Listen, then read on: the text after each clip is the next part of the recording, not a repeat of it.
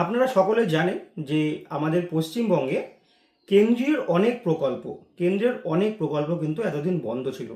কিন্তু যখন আমাদের রাজ্যে বিজেপি সরকার ক্ষমতায় আসলো, তখন কেন্দ্রের তরফ থেকে ঘোষণা করা হলো একাধিক প্রকল্পের, যেগুলো কিন্তু খুব তাড়াতাড়ি শুরু হতে চলেছে। তো সেই প্রকল্পগুলো কি কি এবং কবে থেকে শুরু হতে পারে সেটা আজকের ভিডিওতে আলোচনা করব। তবে যে প্রকল্পগুলোর কথা ঘোষণা করেছে, এই প্রকল্পগুলোর জন্যই মনে হয় আমরা এতদিন অপেক্ষা করছিলাম।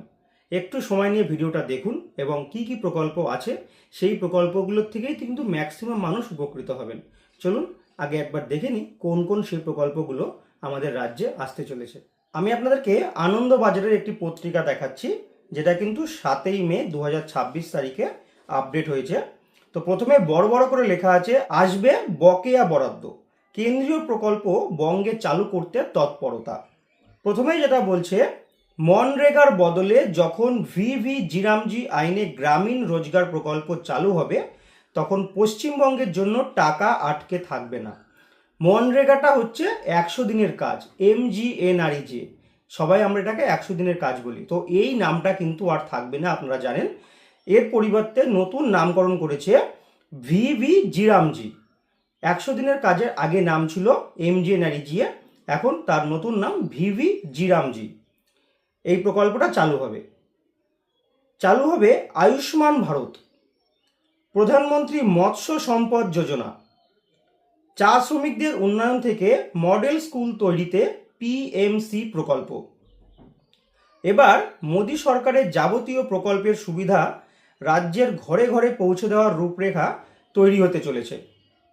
জনগণনার মতো রাজ্যে আটকে থাকা কাজও শুরু হবে বলে কেন্দ্রীয় সরকারের শীর্ষ সূত্রের খবর। 2011 সালে লাস্ট জনগণনা হয়েছে, আবার 2026 সালে শুরু হতে চলেছে জনগণনার কাজ। মোদী সরকারের বিভিন্ন প্রকল্প এতদিন মমতা বন্দ্যোপাধ্যায়ের সরকার হয় রাজ্যে চালুই করেনি অথবা ঠিকভাবে রূপায়ণ করেনি বলে কেন্দ্রের অভিযোগ ছিল। প্রকল্প নিয়ে বৈঠকেও রাজ্যের কেউ আসতেন না। রাজ্য সরকার বিজ্ঞপ্তি জারি না করায় পশ্চিমবঙ্গের জনগণনার কাজ শুরু করা হয়নি।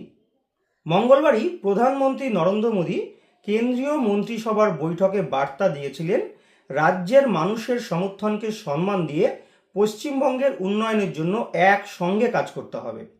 তারপরেই তৃণমূল আমলে রাজ্যে থমকে থাকা কেন্দ্রীয় প্রকল্পগুলিতে গতি আনতে মোদী সরকারের সমস্ত মন্ত্রক তৎপর হয়ে উঠেছে।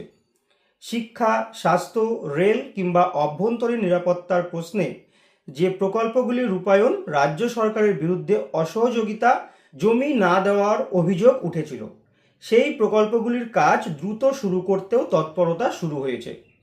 সরকারি সূত্রের খবর, কেন্দ্রের সঙ্গে রাজ্যের সমন্বয়ে নীতি আয়োগে গুরুত্বপূর্ণ ভূমিকা নেবে। বাংলার ভোটের মধ্যেই অর্থনীতিবিদ তথা রাজ্যের গত 5 বছরের বিধায়ক অশোক কুমার লাহিড়িকে নীতি আয়োগের উপাধ্যক্ষ করা হয়েছে, ফলে তার অভিজ্ঞতাও কাজে লাগবে। প্রধানমন্ত্রীর আর্থিক উপদেষ্টা পরিষদের সদস্য সঞ্জীব সান্যাল এদিন বলেন, দেশে উত্তর ও দক্ষিণ ভারতের ফারাক নিয়েও অনেক কথা হয়। আসল সমস্যা হলো পশ্চিম ও পূর্ব ভারতের ফারাক। পূর্ব ভারত পশ্চিমের তুলনায় বেশ গরিব। পূর্ব ভারতের পুনরুজ্জীবনের চাবিকাঠি হলো কলকাতার উন্নয়ন, যা বৃদ্ধির প্রধান কেন্দ্র হিসাবে কাজ করবে।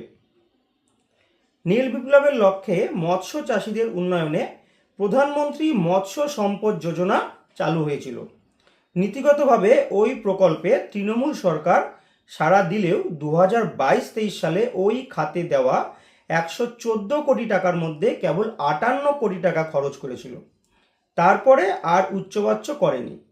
জমি না দেওয়ায় বাংলাদেশ সীমান্তে কাঁটাতারের বেড়া লাগানো ও সীমান্ত চৌকি তৈরির কাজও আটকে রয়েছে বলে অভিযোগ। রেলের অন্তত ডজন খানিক প্রকল্প জমির সমস্যা পূর্ত দপ্তরের অসহযোগিতায় আটকে ছিল। কেন্দ্রের আশা ডবল ইঞ্জিন সরকারের এই সমস্যা কাটবে। প্রধানমন্ত্রী আগেই জানিয়েছেন, বিজেপি সরকারের প্রথম মন্ত্রিসভার বৈঠকেই পশ্চিমবঙ্গে আয়ুষ্মান ভারত স্বাস্থ্য বিমার প্রকল্প চালু হবে।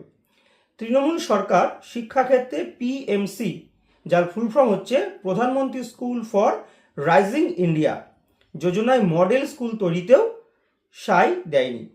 এসবের সঙ্গে প্রধানমন্ত্রী ফসল বীমা যোজনার কাজও বাংলায় দ্রুত চালু করতে চাইছে মোদী সরকার। তো এই খবরটি শুনে আপনারা বুঝতেই পারছেন, এইগুলো যেগুলো আমি বললাম এইগুলো ছাড়াও কিন্তু আরও একাধিক প্রকল্প আমাদের বাংলায় এবার আসতে চলেছে, যার ফলে কিন্তু অনেক অনেক মানুষ উপকৃত হবে। এবার অনেকে আমাকে প্রশ্ন করবেন, আমি জানি, যেটা হচ্ছে আবাস যোজনার টাকা যারা বাংলার বাড়ি প্রকল্পে প্রথম কিস্তির টাকা পেয়েছেন তারা দ্বিতীয় কিস্তি পাবে কিনা, বা তাদের আবার নতুন করে সার্ভে হবে কিনা। দেখুন, অর্ডার না আসা পর্যন্ত আগে থেকে কিছু বলা সম্ভব নয়। প্রত্যেকটা স্কিমের জন্য কিন্তু আলাদা আলাদা করে অর্ডার আসবে। অন্নপূর্ণা ভাণ্ডারের জন্য অর্ডার আসবে, এখনও কোনো প্রকল্পের জন্য কোনো রকম অর্ডার আসেনি, যেটা শুধুমাত্র আপনারা খবরের কাগজে বা টিভিতে দেখছেন। এটা শুধুমাত্র একটা ঘোষণা করা হয়েছে। এরপর প্রত্যেকটা ডিপার্টমেন্ট থেকে আলাদা আলাদা করে প্রত্যেকটা অফিসে, বিডিও অফিস, ডিএম অফিসে অর্ডার আসবে। যেই মুহূর্তে বিডিও অফিসে এই ধরনের অর্ডারগুলো আসবে, আমি তখনই সাথে সাথে আপনাদেরকে অর্ডার দেখিয়ে অ্যাকচুয়ালি আপনারা কোন নিয়মে কাজ করবেন, কোন ফর্ম কখন ফিল আপ করবেন, ফর্মটা কোথায় পাবেন, সবটা জানিয়ে দেবো। শুধু একটু ধৈর্য ধরুন, আর চ্যানেলে নতুন হয়ে থাকলে চ্যানেলটাকে সাবস্ক্রাইব করুন। ভিডিওটা ভালো লাগলে লাইক করুন। আজকের মতো এখানেই শেষ করছি। নতুন ভিডিওতে নতুন তথ্য নিয়ে খুব তাড়াতাড়ি ফিরে আসবো।